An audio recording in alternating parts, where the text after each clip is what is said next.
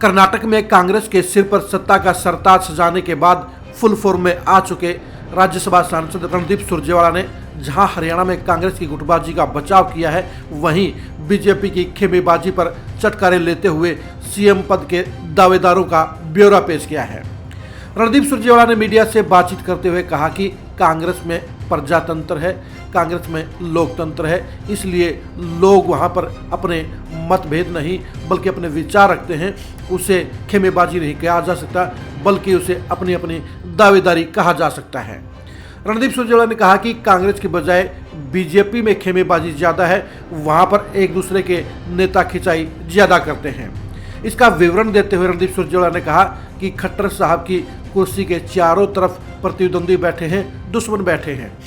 रणदीप सुरजेवाला ने कहा कि बीजेपी के अंदर 1 दर्जन से ज़्यादा सीएम पद के दावेदार हैं। उन्होंने 2 नेताओं के नाम लेते हुए बाकी नेताओं की इशारों में चर्चा की, लेकिन इन इशारों में उन नेताओं का नाम साफ तौर पर क्लियर हो जाता है। रणदीप सुरजेवाला ने कहा कि खट्टर साहब की कुर्सी के चारों तरफ दावेदार मंडरा रहे हैं।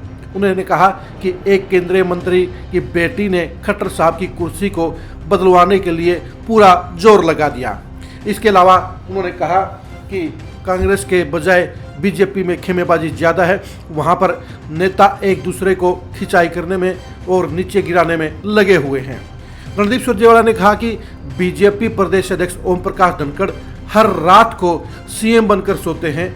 इसके अलावा रणदीप सुरजेवाला ने कहा कि दावेदारों की सूची में कैप्टन अभिमन्यु भी शामिल हैं, जो यह सोच रहे हैं कि उनकी बारी क्यों नहीं आ रही है।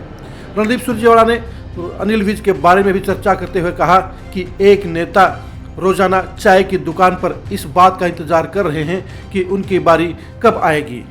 रणदीप सुरजेवाला ने एक और बीजेपी नेता के बारे में कहा कि एक बड़े केंद्रीय मंत्री ने गुरुग्राम में कोठी भी बना ली और लाइब्रेरी बना ली और उनको ये था कि वो जल्दी ही हरियाणा में एक बड़े ओहदे पर बैठ जाएंगे।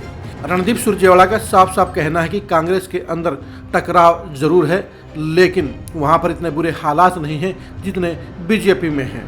रणदीप सुरजेवाला का बदला हुआ सुर साफ तौर पर बता रहा है कि वे जहां अपनी पार्टी के अंदर खुद को अब राइजिंग स्टार के तौर पर देख रहे हैं, वहीं बीजेपी के हालात पर टिप्पणियां करके वे जनता और मीडिया का ध्यान बांटना चाहते हैं। ये सच्चाई नहीं है कि कांग्रेस के अंदर सिर्फ प्रजातंत्र है और लोकतंत्र की वजह से ही नेताओं में आपसी टकराव है। ये कड़वी हकीकत है कि कांग्रेस के अंदर भीषण गुटबाजी के चलते हरियाणा में जहां 9 साल से पार्टी का संगठन नहीं बन पाया है, वहीं दूसरी तरफ लगभग 1 दर्जन बड़े नेता पिछले 9 साल के दौरान कांग्रेस छोड़कर दूसरी पार्टियों में जा चुके हैं।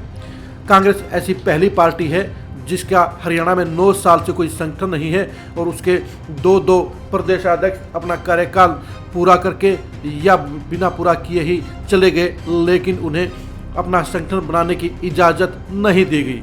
अब तीसरे प्रदेशाध्यक्ष जय भान के साथ भी ऐसा ही हो रहा है। वो 14 महीनों से अपना संगठन बनाने की रिक्वेस्ट हाईकमान से बार बार कर रहे हैं, लेकिन उन्हें हरी झंडी नहीं मिल रही है। साफ तौर पर कहा जा सकता है कि रणदीप सुरजेवाला का यह बयान हकीकत के बजाय डिप्लोमेटिक ज़्यादा है। जहां तक बीजेपी के सीएम पद के दावेदार की बात है, उसमें रणदीप सुरजेवाला के दावे में पूरा दम नजर आता है, 100% सच्चाई नजर आती है। बीजेपी में खट्टर साहब के 2014 में सीएम बनने की किसी की उम्मीद नहीं थे। वो पैराशूट के जरिए सीधे हरियाणा में लॉन्च हुए और सीधे पहली बार सत्ता में आई बीजेपी के सत्ता के सरताज बन गए। खट्टर साहब का सीएम बनना हरियाणा के किसी भी पुराने बीजेपी नेता को रास नहीं आया। रामविलास शर्मा से लेकर अनिल विज तक सभी को खट्टर साहब अभी भी खटक रहे हैं और उन्हें लगता है कि बरसों तक हरियाणा में पार्टी की जमीन उन्होंने तैयार की, लेकिन फसल काटने के टाइम पर ऐन वक्त पर खट्टर साहब आ टपके। खट्टर साहब की कुर्सी के दावेदार रोजाना ये दुआ करते हैं, उम्मीद करते हैं कि खट्टर साहब इस कुर्सी से हट जाएं तो उनका नंबर लग जाए।